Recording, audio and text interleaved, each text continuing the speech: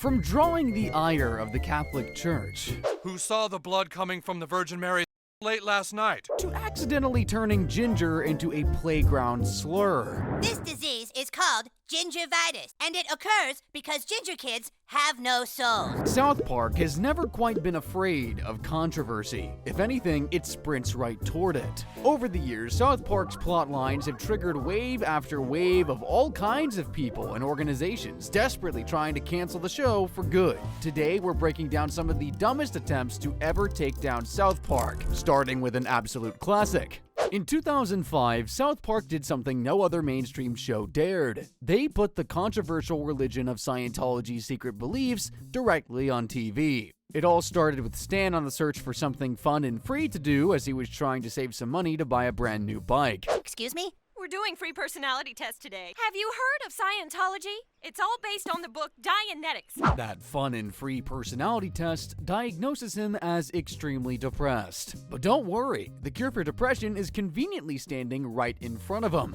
Forget therapy, exercise, or touching grass. All you really needed this whole time was Scientology. you are a perfect candidate for Scientology. I think it can really make you happy again. We just need $240. Once Stan uses the money he had saved to cover the very non-cult-like entry fee, they run some tests and decide he's not just depressed, he's their new prophet. This leads to some of the most famous Scientologists turning up at his door. Yes, John Travolta and Tom Cruise are big Scientologists. Do you believe me now? As if having John Travolta in your front garden isn't weird enough, Stan then finds Tom Cruise waiting for him in his bedroom.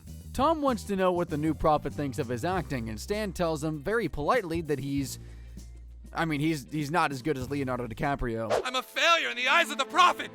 Ah! Hey!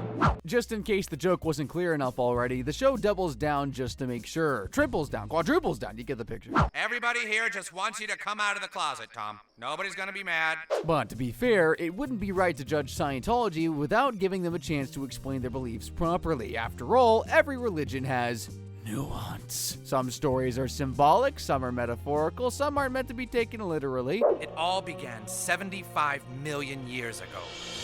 Back then, there was a galactic federation of planets, which was ruled over by the evil Lord Xenu. Okay, maybe it gets better. Frozen alien bodies were loaded onto Xenu's galactic cruisers and dumped them into the volcanoes of Hawaii. You know what? As a sci-fi movie plot, that's actually kind of fire. As the foundation of a real-life religion, not so much. There, the souls were forced to watch days of brainwashing material, which tricked them into believing a false reality. This is either what happens when you take way too many drugs, hit your head really, really hard, or both. It's the alien souls, which roamed the Earth aimlessly in a fog of confusion. At the dawn of man, the souls finally found bodies which they could grab onto. So when I can't finish my daily crossword, it's not because I'm stupid, it's because an evil alien spirit from millions of years ago is living rent-free in my brain and messing up my concentration. Honestly, I can get on board with that part. But the wildest bit here is that Trey Parker and Matt Stone didn't exactly make things up here. They pretty much just animated what Scientologists actually believe, and somehow that was the offensive part. Unsurprisingly, the church was not so thrilled.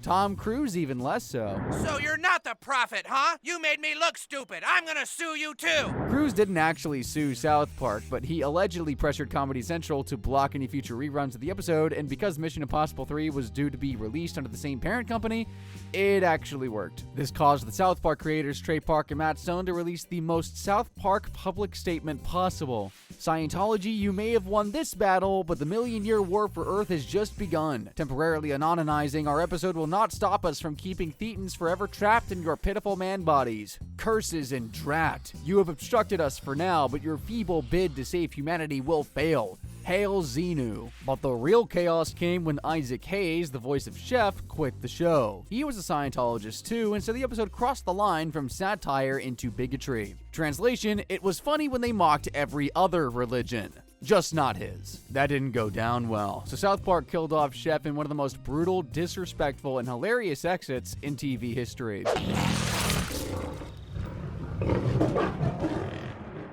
And just when you thought it couldn't get crazier, Hayes' son came out years later claiming that Hayes never resigned from the show as he was recovering from a stroke when the episode aired. His son said that his Scientology handlers must have quit on his behalf and his father would have never left the show voluntarily. So, yeah, Scientology tried to cancel South Park. They got an episode pulled, they lost Chef, they caused months of drama, and in the end, Comedy Central put Trapped in the Closet back on air. It got nominated for an Emmy. And South Park accidentally created the most widely watched explanation of Scientology's backstory in TV history. Scientology 0, Closet Jokes 1. Sticking with the theme of probably shouldn't do this on television, South Park made it very clear that when it comes to making fun of beliefs, they don't discriminate. All the way back in 2001, Parker and Stone quietly broke one of Islam's biggest taboos. I want you to meet some of the super best friends. Buddha, with the powers of invisibility. Muhammad, the Muslim prophet with the powers of flame. If you didn't already know, depicting Muhammad is a huge no-no, especially not as a part of a superhero squad in a cartoon TV show. And do you know what happened as a result? Nothing. Absolutely nothing, actually. No protests, no threats, no hashtags. But then, in 2005, one Danish cartoonist decided to speedrun the apocalypse and published several drawings of Muhammad in a newspaper, and that changed everything. To speak your mind through drawings, even if it offends. A satirical cartoonist, he was reviled by some, accused of blasphemy, namely for his 2005 drawing of the Prophet Muhammad wearing a bomb as a turban. Violent protests and terror threats followed. Depicting images of Muhammad quickly became the most dangerous thing you could do on TV. Understandably, creators all over the world became suddenly a lot more careful. Everyone was scared. Everyone except Trey Parker and Matt Stone. How did they react? Well, they thought, perfect, let's bring Muhammad back for our 200th episode and make him the center of a satire about censorship. Has a power that makes him impervious to being made fun of. What if we could harness that power? The plot brings together every celebrity South Park has ever roasted, forming an Avengers-style revenge squad led by Tom Cruise. Their plan? Force South Park to hand over Muhammad so they can steal his magical power, being immune to ridicule. By taking what Muhammad has, we would all be safe from ridicule. It's the perfect setup for Parker and Stone to mock censorship in the most dangerous way possible by showing Muhammad on TV again. If Muhammad appears in South Park, we get bombed. That's right. Yeah, you tell that. We don't know that. When episode 200 first aired, Muhammad was actually visible. No black boxes, no blurs, but that didn't last long. An Islamic group posted violent threats online, and while Parker and Stone refused to back down, Comedy Central absolutely did. They panicked and heavily censored the follow-up episode of 201. You're supposed to be watching. If the humongous black rectangle wasn't subtle enough for you, then maybe Kyle's concluding speech will do the trick. I learned something today. No, your speakers aren't broken. That is genuinely how the episode aired. Images censored, scenes deleted, entire speeches bleeped, ear-bleedingly so. It was the perfect example of how stupid this whole censorship discussion had become and only made the episode all the more funnier. Funnier? All the more funny. Nah, I don't care. Despite the censorship, episode 201 was quickly pulled from the rerun rotation and never aired again. The same with episode 200. Fans went ballistic. Forums exploded online with accusations that the network had killed free speech, and thousands of posts demanded the uncensored versions be released. Even major news outlets covered the controversy. It was the first time people genuinely believed South Park might be forced off the air, not by lawsuits or angry parents, but by fear. Now to a new controversy from South Park, that long-running cartoon series on Comedy Central. The show's managed to offend just about every group you can think of with its sick jokes. Now it sparked something more serious. As Dan Harris reports, South Park's spoof of the Prophet Muhammad is drawing death threats. But when you're dealing with two creators like Parker and Stone, you're gonna have to try really hard to get any level of compromise. This is what they had to say about showing the president's genitals on TV. Did you get any notes for last night's episode? That's what happened. They're like, okay, but we're going to blur. And I'm like, no, you're not going to blur. Lo and behold, they refused to apologize. And in regards to the episode 201, they released the following statement saying they understood Comedy Central's fear, but warned that self-censorship was far more dangerous than risking offending someone. And the craziest part? Kyle's concluding speech wasn't even about Muhammad or Islam. Yet you will still struggle to find an uncensored version of what he actually said online. Lucky for you, though, we got the plug. Killed your own father, and then you fed him to your half-brother. Oh, the irony. Thankfully, South Park Studios survived the death threats and no terror attacks materialized. Nevertheless, the Muhammad arc stands as one of the only moments where fear actually silenced the show. Not because Parker and Stone backed down, but because the network did. Scientologists, check. Muslims, check. The Catholic Church, I guess you're up, boys. In the Season 6 episode Red Hot Catholic Love, South Park Studios took a less than holy approach to criticizing the Catholic Church and shone a light on the alleged behavior of certain priests. Of God! Are you all saying that you have engaged in inappropriate relations with your altar boys? Father, having boys is part of the Catholic priest's way of life. Yeah. Surprisingly, this wasn't quite enough to get South Park canceled, but it was enough to get them featured as a form of anti-Catholic propaganda by an organization called the Catholic League. But if you think this is the last time Parker and Stone will take shots at one of the world's most prominent religions, think again. The statue of the Virgin Mary has started to bleed out its. In an episode aptly named Bloody Mary, the Catholics of South Park flock to the statue to celebrate what they deem to be a modern-day miracle, and for some reason the believers don't seem to be too concerned with the details. Why do you believe the Virgin Mary is dripping blood out her ass? And as if disgracing a statue of the Virgin Mary wasn't enough to piss off Catholics everywhere, they then went on to show the Pope himself being blessed in a way that only South Park could do.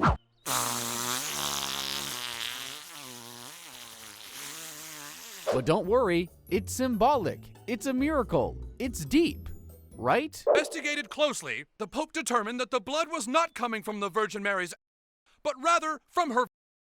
And the Pope said, quote, "A chick bleeding out her is no miracle. Chicks bleed out all the time." Never mind. And just to twist the heavenly knife, South Park aired this episode on the eve of the Feast of the Immaculate Conception, which is basically like dropping a 9/11 joke on September 10th and acting shocked when people get mad. To absolutely no one's surprise, the Catholic League lost their minds again. They demanded the episode be removed from TV, pulled from DVDs, and scrubbed from existence. They even contacted Viacom directly, and Catholic Joseph Califano Jr. publicly shamed the show. He responded by calling the episode appalling and disgusting and said he would request a formal review from the network. Translation: my church's group chat is yelling at me and I need this to stop. Sure enough, the episode was pulled, and the Catholic League celebrated by releasing a victory article declaring that they had finally beaten South Park. But like Jesus Christ himself, South Park rose again. After a few months of peace and quiet, long enough for tempers to cool and for Catholics to unclench, Comedy Central quietly put Bloody Mary back into rotation like nothing ever happened. No apology, no announcement, just, hey, remember this episode you all banned? Yeah, here it is again. And this time, the backlash went international. Church leaders in New Zealand tried to get the episode pulled, but when the network refused, they called for a nationwide boycott of South Park, and that boycott backfired spectacularly. The outrage only boosted ratings, drew in more viewers, and made the episode and South Park itself even more popular than ever before. So the Catholic Church tried to cancel South Park, instead they accidentally promoted it. Classic. Now, anybody can poke fun at religion. Atheists have been speedrunning that one for centuries, but do you know what really takes balls? Taking on an entire country. A massive, powerful, censorship-heavy, billion-person country. I'm talking about China. In Season 23, Episode 2, beautifully titled Banned in China, South Park opens with Randy pitching a business plan so catastrophically stupid it could only exist in this show. I did a little research. Turns out there's a lot of people in China. If we can get like 2% of that market to buy our, we'd make millions of dollars. I mean, what could possibly go wrong? Well, according to Chinese law, quite a lot, actually. But hey, as long as Randy doesn't get caught, he should be fine, right? Wait, is this, sir? Oh, that? Dang, that was fast. Before Randy even steps foot in China, he's already been escorted to a Chinese prison, which, according to South Park, is the perfect place to showcase what a fair, balanced, and totally not terrifying justice system the country has. I am a proud member of the Communist Party. Oh, yeah! Looks fun. Luckily for Randy, he's blessed with the company of a fellow political prisoner, someone who is genuinely banned in the whole of China. Are you prisoners here? Some people said Pooh looked like the Chinese president, so we're illegal in China now. And Pooh is just the start of the censorship mess. South Park then suggests that half of Hollywood is bending the knee to China, desperate not to offend the country that decides whether their movies get $1 billion extra at the box office. Randy finds himself right in the middle of it. Are a fat diabetic bear, and if the Chinese don't want you, then I don't either. Now who the Mr. Marsh! Now, if you're wondering why Mickey Mouse is so pissed off at Randy, it's probably to do with the fact he went and said this directly to the Chinese government. I'm a little disappointed in all of you. What I've seen, you seem to treat your people like dirt. You don't believe in any individual freedoms. And if you think Mickey was mad, wait till you see how China reacted when the episode went live on October 2nd, 2019. China didn't just ban the episode, they banned the entire show, then wiped every mention, clip, and reference to South Park from the Chinese internet, like the show had never existed at all. Basically, South Park accused China of extreme censorship, and China responded with more extreme censorship. Perfect. But in fairness to Parker and Stone, they're great at knowing when they've gone too far, which is exactly why they decided to repair foreign relations with a sincere, heartfelt apology. Except this is South Park, so their apology read like the most passive-aggressive breakup text ever written. Here's an actual quote. Like the NBA, we welcome the Chinese censors into our homes and into our hearts. We too love money more than freedom and democracy. Yikes. Talk about poking the bear with a stick. And no, that isn't a Winnie the Pooh reference. Xi doesn't look like Winnie the Pooh at all, according to Parker and Stone's apology. And the best part? The signature. Long live the great Communist Party of China. May this autumn sorghum harvest be bountiful. We good now, China? That's not an apology, that's a frackin' war crime. So yeah, shockingly, China did not unban South Park. But people around the world applauded Parker and Stone for standing up to an entire country in a noble attempt to tackle unfair censorship. South Park 1, China 0. Sometimes in life, your enemies are the people closest to you. And this time around, South Park's biggest op was its own TV network, Comedy Central. Kyle! What the hell is going on this time? I have no idea! In a two-part episode called Cartoon Wars, the town of South Park is terrified at the prospect of one of their fiercest rivals bringing a forbidden character back to their screens. A cartoon depicting the Muslim prophet Muhammad is set to air tonight on Family Guy. Oh, Randy, hold me. Yup. Just 1 year after the real-world Danish cartoon controversy, Parker and Stone decide, let's pour gasoline on this and take a shot at Family Guy while we're at it. Inside South Park's universe, Fox announces that Family Guy will depict the Prophet Muhammad on national television. Well, kind of. You mean like the time you had tea with Muhammad, the prophet of the Muslim faith? Come on, Muhammad, let's get some tea. Luckily, the image was censored, by Fox this time. This was Parker and Stone's clever way of roasting TV networks and how they're constantly scared of offending anyone. But if you thought one censored image of Muhammad was going to be the punchline, you've clearly not watched enough South Park. We have just learned that the Family Guy episode featuring Muhammad was only part 1 of a two-parter. And part 2 is going to air next week with Muhammad uncensored. This ultimately meant that South Park would be revealing Muhammad via Family Guy in part 2 of their Cartoon Wars episodes. Understandably, Comedy Central was concerned. Unsurprisingly, Parker and Stone didn't care. Soon be allowed to appear uncensored? Will Family Guy be destroyed? Will television executives fight for free speech? Or will Comedy Central puss out? Will they, won't they? It all starts feeling like a bit of a pantomime. But there was an unlikely hero standing in the way of destruction. His newspaper showed an image of Muhammad, and 2 days later, terrorists bombed his building. I was in the lobby when it happened. First one terrorist bombed us, and then dozens more. Cartman's less than honest appeal to Fox Studios caused them to second-guess airing the uncensored images. Fox was scared. So was Comedy Central. But in one of the most memorable speeches on satirical discussion, Kyle had this to say. How about I allow the episode to air, but just censor out the image of Muhammad again? I wish that was good enough. If you don't show Muhammad, then you've made a distinction between what is okay to poke fun at and what isn't. Either it's all okay, or none of it is. He basically says the quiet part out loud. This is how terrorism wins. We can't let fear dictate art.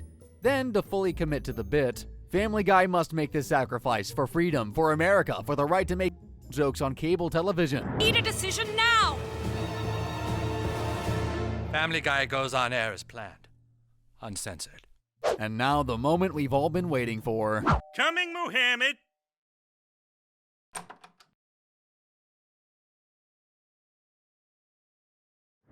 Never came. Apparently, when pitching this episode to Comedy Central, it was instantly turned down. If you show it, we censor it. So what do? Instead of being censored by their own network, they censored it themselves, in a way that poked fun at how ridiculous the whole situation had become. South Park didn't get canceled, but this time it did get silenced. Not because they were scared, but because their network was. Do you know a topic that rarely divides and doesn't invoke cancel attempts? politics, especially when you take shots at the standing President of the United States. Remember the First Amendment, democracy, and all that? Well, South Park's next target isn't really known for playing by the rules, so to speak. You tell those pussy homos they can suck my But Mr. President... and tell the Prime Minister of China that he can suck my If you think this character looks familiar, then that's probably because he is. This is one of the earlier nods to Donald Trump and his rather unorthodox approach to politics. But then things got a whole lot less subtle. It was Eduardo who told me I couldn't double bag my groceries, even though he's from Guatemala. Yes, that is Mr. Garrison dressed as Trump. Yes, he's being aggressively racist. Yes, Comedy Central let this air. But by 2025, Parker and Stone decided subtlety was for cowards. People of Canada will not be devalued like this. Come on, you don't want me to bomb you like I did Iraq. They introduced a full Donald Trump character in season 27 because their new Paramount bosses apparently said, go nuts. Come on, Satan, I've been working hard all day. You haven't been working, you've been doing your stupid memes and just around. Come here, gang. Come on, Satan. You know you can't resist. Whoa, pause. I'm not gonna show you what's under that sheet. I like having a YouTube channel. Now, if you think that was bad, you haven't even seen the worst part. Parker and Stone took the ridicule to whole new levels using a deepfake AI outro of the president seemingly wandering through the desert.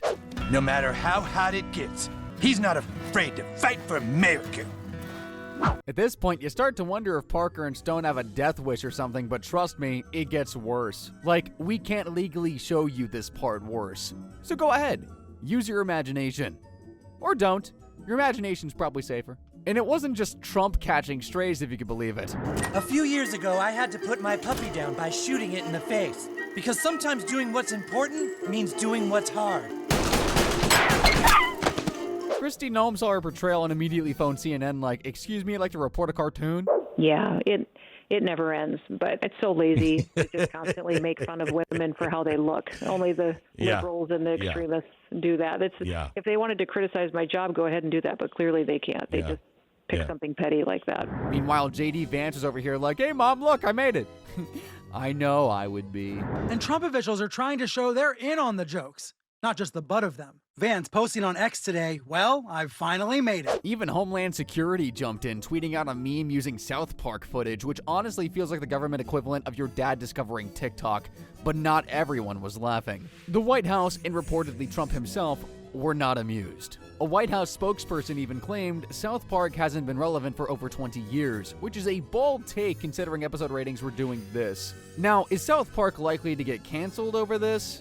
Probably not, but considering what happened to Jimmy Kimmel, the risk is not 0%. Some sources even claim Trump had a secret plan to cancel South Park as revenge. But true to form, Parker and Stone decided to address the backlash in the only way they know how. We won't blur it, and then that was a whole conversation with a lot of grown-up people for about 4 days. Because then it's a character. It's a character. That's how that happened. A masterclass in We Sorry You Feel That Way. So, did the US government and Donald Trump succeed in canceling South Park?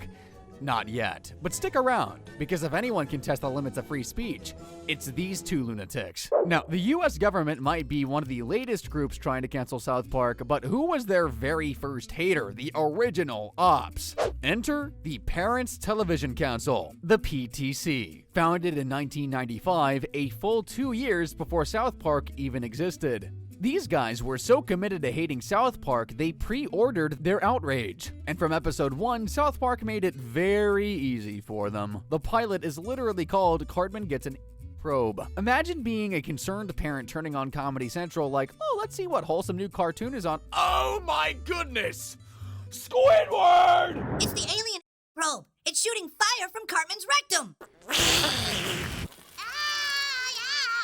By episode 8, Starvin' Marvin, it was clear no group, no topic, no country, no species was safe.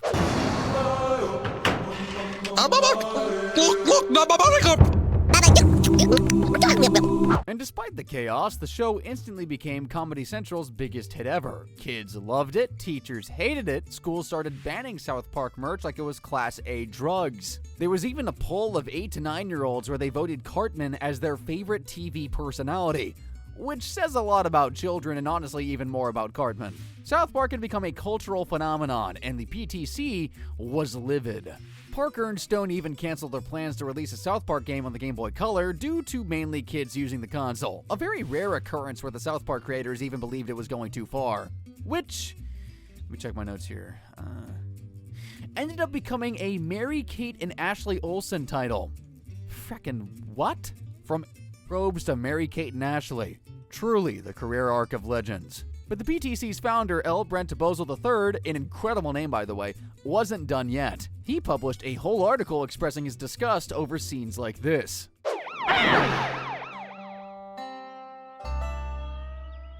Wow, poor Kenny. Now do you believe us, Cartman? No, Cartman, they killed Kenny. He's not dead. He said the show was toxic sewage aimed at children and would destroy America's remaining cultural barriers. You can practically hear him clutching his pearls. But do you know who he hated the most? Mr. Hanky, the Christmas Pooh. Mr. Hanky?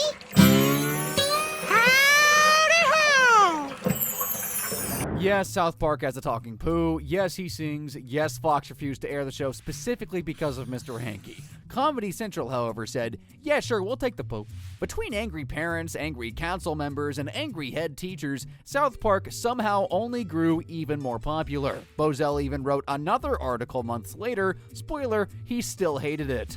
But here's the thing. If you ever want Parker and Stone to stop something, the worst thing you can do is tell them you're offended by it. They will double, triple down, and build an entire meta show inside their show to mock you, which is exactly what they did. Terrence and Phillip, a deliberately stupid fart joke-filled show designed specifically to annoy parents who wanted South Park to be cleaner television. Take that, you stupid.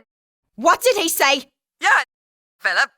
What? And Cartman's reaction pretty much summarizes how likely it is that South Park will ever change its ways. She said that this show is naughty and might make you a potty mouth. That's a bunch of crap. Kyle's mom is a dirty Jew.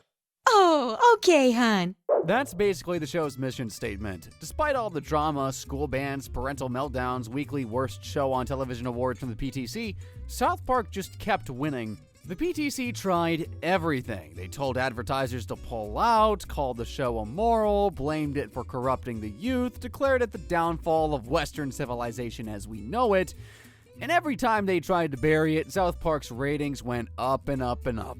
But here's the final plot twist. After 30 years of trying and failing to cancel South Park, the PTC couldn't even keep itself alive. In October 2025, the Parents Television Council filed for bankruptcy. The watchdog group that spent 3 decades screaming that South Park was destroying America was destroyed by its own electric bill. South Park 1, PTC 0.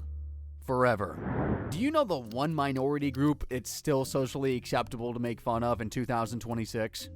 Gingers. And oh boy, South Park did those guys dirty. In fact, it was probably because of South Park that this is the way it is today. Back in Season 9, Episode 11, Cartman decided to let everyone know exactly how he feels about our pale, freckled friends during his school presentation. They creep us out and make us feel sick to our stomachs. I'm talking, of course, about ginger kids. Like life wasn't hard enough being a ginger kid, Cartman goes straight for the jugular. Before this episode, Ginger's biggest enemy was the sun. Now it's South Park. This disease is called gingivitis, and it occurs because ginger kids have no souls. This episode actually popularized the myth that gingers don't have souls, which, silver lining, gave us internet masterpieces like this. Gingers have souls. I go to church. I'm a Christian. You don't know me. Back in South Park, Cartman's anti-ginger propaganda spreads faster than a sunburn on a Scottish beach. Suddenly, ginger kids have it rougher than ever. You can't eat in the cafeteria. How come? Ginger kids eat in the hallway. Yeah, go on, beat it. But Kyle isn't having any of it. He clearly has more morals than Cartman. Or maybe it's because he's ginger himself. Or as Cartman calls him, a daywalker, a ginger who can survive sunlight. Basically a half human, half vampire. Just way less cool. I wish Cartman could see what it felt like to be ginger. Hey, that's a great idea. We're gonna teach that fat bastard a lesson. I don't know what the boys have planned, but I have a funny feeling that Kyle's going to really enjoy it. Okay, dude, knock him out. Dude, okay, he's out. I mean, Cartman kind of had that coming. This next part, however, feels like a fate worse than death.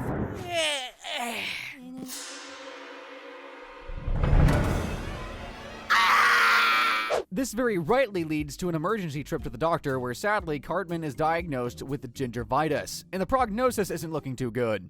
Your son will be ginger his whole life. you might want to just put him down. That's a bit of an overreaction. Luckily, Cartman's mom agrees to let him live a little longer, just long enough for him to experience the true horror of being a ginger. What are you doing? I'm grabbing. What's it look like? You're not supposed to be in the cafeteria. Huh? You know the rule. No ginger kids in the cafeteria. But it's me. Right, and you're ginger. I guess that's what they call karma. But Cartman is never gonna go down without a fight, ginger or not. It's time to rally the troops.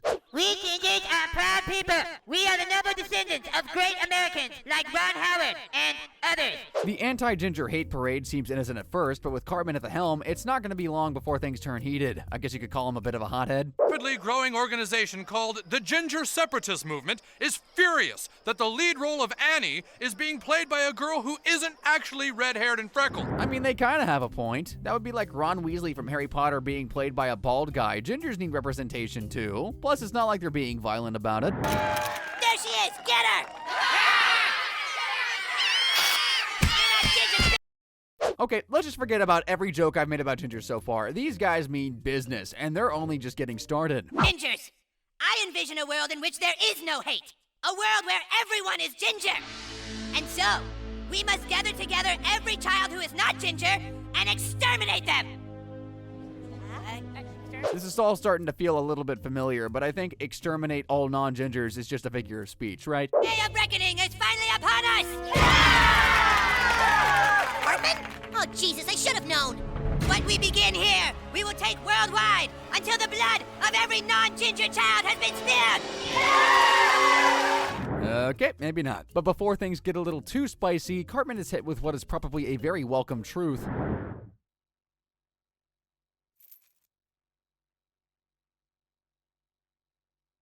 Come on, let's fulfill the plan. All non-gingers must die.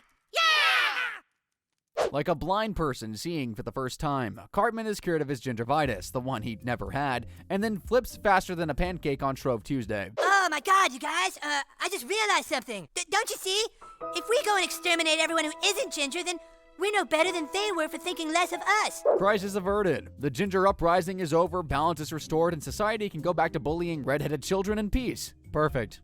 But the real world didn't think so, and the ginger apocalypse began. Even Ed Sheeran came out years later and said this episode ruined his life, which is crazy because he's a multi-millionaire. But apparently, no amount of money can protect you from 14-year-olds shouting "no soul" across the playground. But he wasn't exaggerating. Schools across the U.S. started reporting a massive uptick in ginger-related bullying. Police are investigating a series of bizarre and disturbing attacks that have left children in cities from coast to coast injured and fearing for their safety. As Global's Anna Gebauer tells us, the young victims were targeted simply because of the color of their hair. Then things went from minor school incident to why is this a national headline? South Park indirectly inspired the birth of a brand new holiday, Kick a Ginger Day, which shockingly was not approved by Hallmark. And after my first class, I was repeatedly kicked by different people. 13-year-old Aaron Mishkin says he was kicked about 80 times at school on Thursday, which had been dubbed Kick a Ginger Day on a number of internet sites. 2 days later, Aaron's legs are still bruised. Cue the backlash. Parents freaked out, watchdog groups panicked, every red-haired kid suddenly started learning jujitsu, and of course, because this was the 2000s, someone created a petition to cancel South Park forever. It didn't get very far, though. Mostly because the entire point of the episode was to show how stupid bigotry is, but as always, the internet said, nope, we're gonna take the dumbest possible interpretation of it. Still, the fallout was massive. There aren't many gingers alive today who haven't been told that they don't have a soul, and they can thank Cartman for that. So no, Parker and Stone didn't get the thoughtful social commentary moment they probably hoped for, but they did survive yet another attempt to cancel the show. And honestly, if South Park has taught us anything, it's that they're way better at canceling other people than they are at getting canceled themselves. It really goes to show that after all these years, South Park may have become the one form of media that is untouchable. They're probably running out of people to offend at this point. A fan or not, you gotta admire it somewhat, just like you'll admire the video on screen right about now, which you should totally click on and watch. As always, guys, thank you very much for watching this one.